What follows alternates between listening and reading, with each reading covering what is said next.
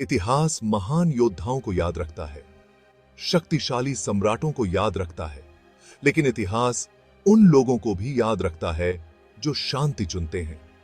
अशोक ऐसे ही एक सम्राट थे। वो एक शक्तिशाली राजा थे, एक प्रचंड योद्धा थे, लेकिन उन्हें अशोक महान के रूप में याद किया जाता है जो शांति को अपनाया।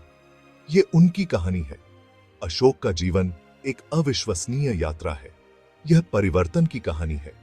यह हमें सिखाती है कि सबसे कठिन समय में भी हम प्रकाश पा सकते हैं। हम करुणा चुन सकते हैं। हम करुणा चुन सकते।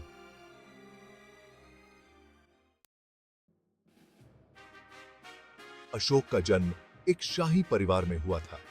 उनके दादा चंद्रगुप्त मौर्य मौर्य वंश के संस्थापक थे। अशोक एक प्रचंड और महत्वाकांक्षी राजकुमार थे। वह राज करना चाहते थे। उन्होंने खुद को एक कुशल योद्धा साबित किया। उन्होंने कई भूमि जीती, मौर्य साम्राज्य का विस्तार किया, लेकिन गद्दी तक उनका रास्ता आसान नहीं था। अशोक ने कई युद्ध लड़े, यहां तक कि अपने भाइयों के खिलाफ भी। कहा जाता है कि उन्होंने अपने सभी प्रतिद्वंद्वियों को खत्म कर दिया, यहां तक कि अपने ही कुछ भाइयों को भी मार डाला, ताकि सिंहासन पर अपना दावा मजबूत कर सकें।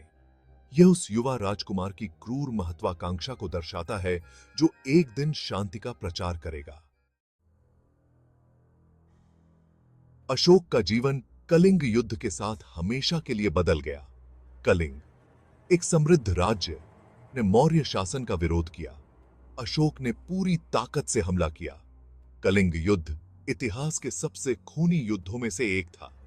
अशोक विजयी हुए, लेकिन जीत खोखली थी। युद्ध के मैदान को देखकर उनके मन में दहशत भर गई।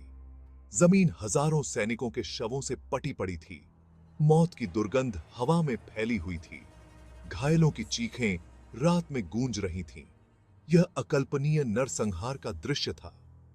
इस अनुभव ने अशोक को अंदर तक हिलाकर रख दिया।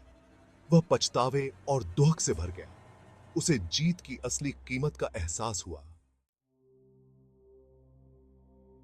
भाग 4, धर्म का मार्ग। कलिंग युद्ध अशोक के जीवन का एक महत्वपूर्ण मोड़ था। उन्होंने हिंसा को त्याग दिया और बौद्ध धर्म अपना लिया।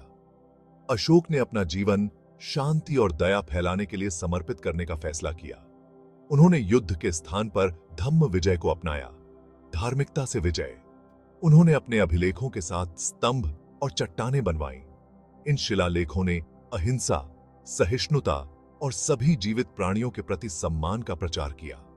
उन्होंने बौद्ध धर्म के संदेश को दूर दूर तक फैलाने के लिए मिशनरियों को भेजा। उन्होंने लोगों और जानवरों दोनों के लिए अस्पताल बनवाए। उन्होंने सड़कों में सुधार किया और कुएं खुदवाए। उनका लक्ष्य सभी प्राणियों का कल्याण था।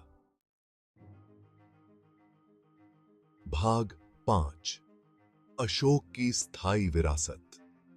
अशोक ने कई वर्षों तक शासन किया, लेकिन उनका शासनकाल और अधिक युद्धों से नहीं चिह्नित था।